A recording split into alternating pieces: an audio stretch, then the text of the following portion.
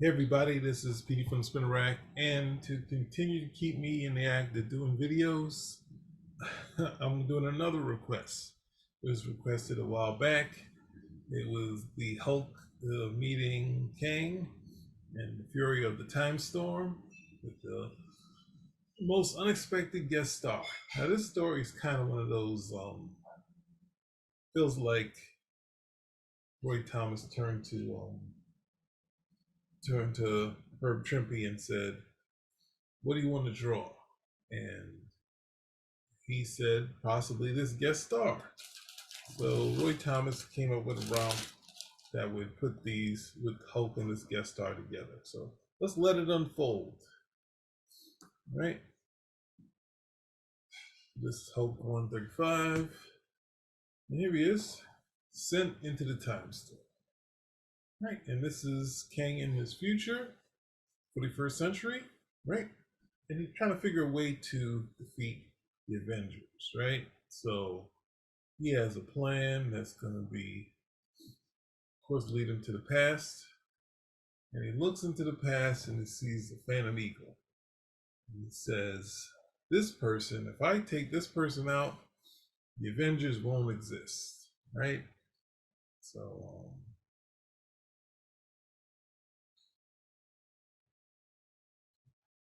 his plan is immediately stroll into the time storm, into his time bubble, and go into the time storm. So he leaves his home, spheroid, and disaster happens. And as he's going through, he can't withstand the time storm, which is something that should be put into the movies, right? So in the struggle to the time, so he has to go back, right?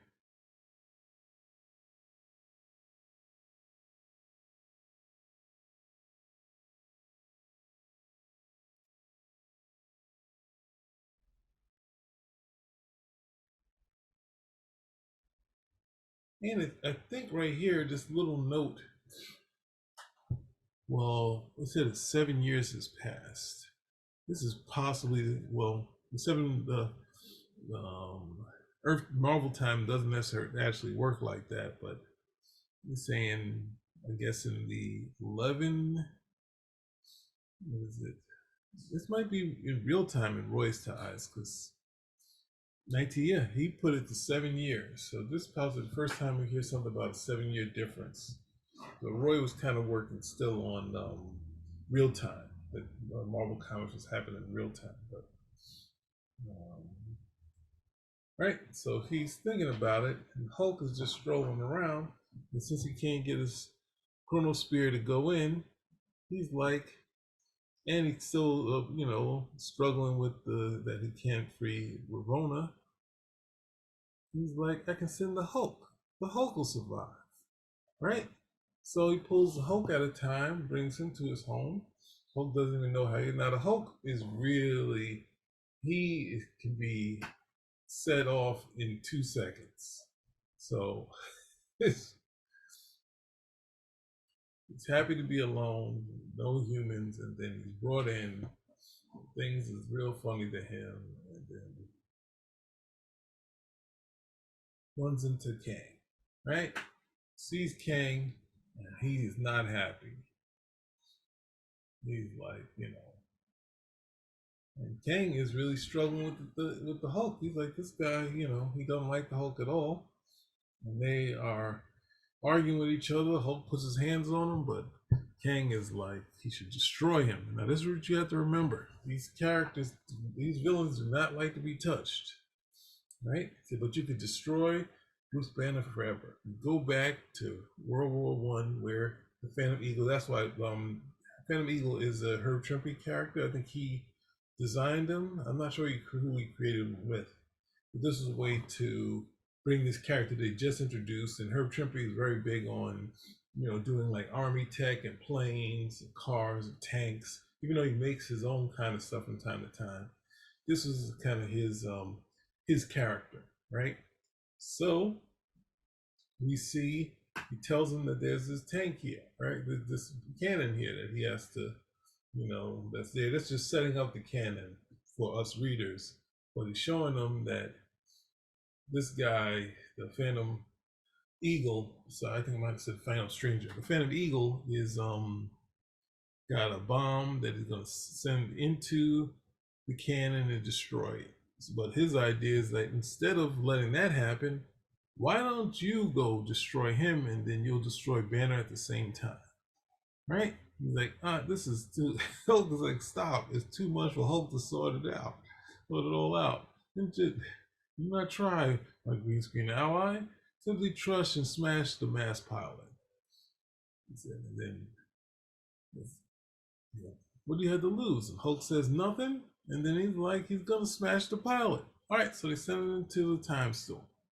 All right, and they send him in the time storm. It's really bumpy, but the Hulk punches back, and look at that splash page of World War One, right?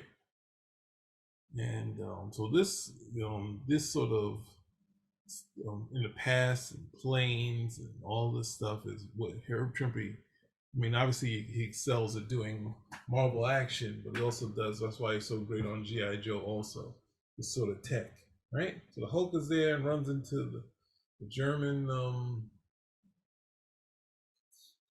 soldiers, and the Hulk, of course, they get into a big fight. So they shoot at the Hulk, they complain to the Hulk, and then Hulk doesn't know what they're saying, but he just starts to smash everything that comes in his way. They just start shooting at him, right? So, and then he moves on, right? So then we get to see a little brief with the Phantom Eagle, right? Now, one of not necessarily the first hero, but if you go time wise, one of the early heroes called Kaufman, right? So then they set up the plan to drop this bomb, right? And then the Hulk sees it and says, "Hey, there's the big gun and there's the plane. Hulk's gonna smash. He don't have any problem with smashing this plane, right? To get rid of Banner, this is fine by him. So he goes up in the air, and he's like, he sees this, flying man coming right to him. So of course the Phantom Eagle is a great pilot, so he dodges. That of course takes away the projectile he was going to drop, which falls, and then the Hulk is jumping, but at the same time,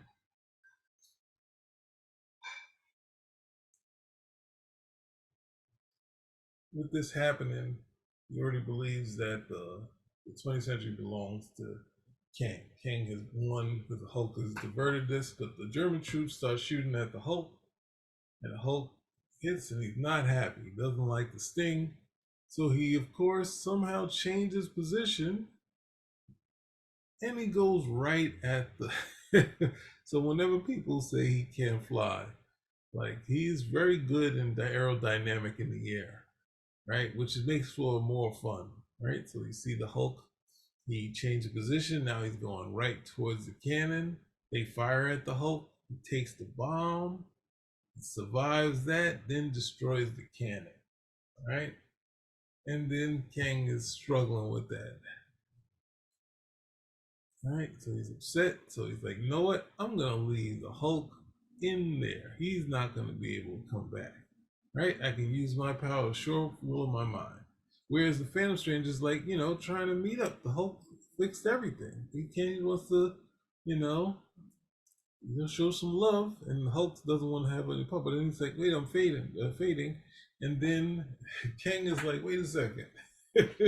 What's going on? What's happening to me? And then he gets thrown into this time stream and goes into limbo, and Hulk is sent back to regular time. Right? So there you go. It was a nice, quick one, but a very fun one.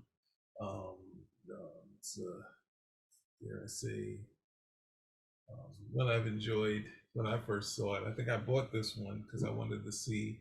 I think possibly Kang getting killed in Secret Wars, and him and seeing George Perez doing him for 2 seconds in the pages of the Avengers versus JLA, the ones that were unpublished. So seeing that was like, I got to see this guy. I don't think I read Avengers 4 or 5 yet, or whatever, whichever one it was. But there you go. You got your Kang versus Hulk, enjoyable story, and back when Roy Thomas was like taking the reins from Stan, and he had done a classic run with the Hulk. But it'd be interesting if we knew, because the Hulk becomes like the most close to the most popular character. Spider-Man is still a logo, but the Hulk is really popular. I always say he was on Rolling Stones. The cover was drawn by Herb Trimpe. But right around there, when the Hulk gets his own title, Marie Severin is drawing it, and Stan always wanted Marie in the office, and she only got to do regular books because he saw Marie do some Kirby like mocks in the Herald Tribune, and then he turned to Stan and said, "Well, if she can draw like that, why do you have her doing paste ups?" So he kind of lost her his like, even though Stan's the art director, she would do the art directing, knowing what he wanted, do the sketches, that sort of thing. So, but at the same time, that, Herb Trimpe had a fan base that made a short film. Not even Steranko or Neil Adams had a short film out there. Like, both of them were involved in films and talks of it, but like someone had the "I love you, Herb Trimpe." So I always say that when they do a Herb Trimpe, R.I.P. Herb Trimpe, one of the greats, and he was able to have a couple of big successes during his time in the '70s and the '80s with the Hulk, and then of course with GI Joe. But you have a bunch of great stuff that he did with the Defenders. Um, I think it's a one shot of the Phantom Eagle, and also Godzilla, which was another great series by him. But that's about it. Spinner Rack is out.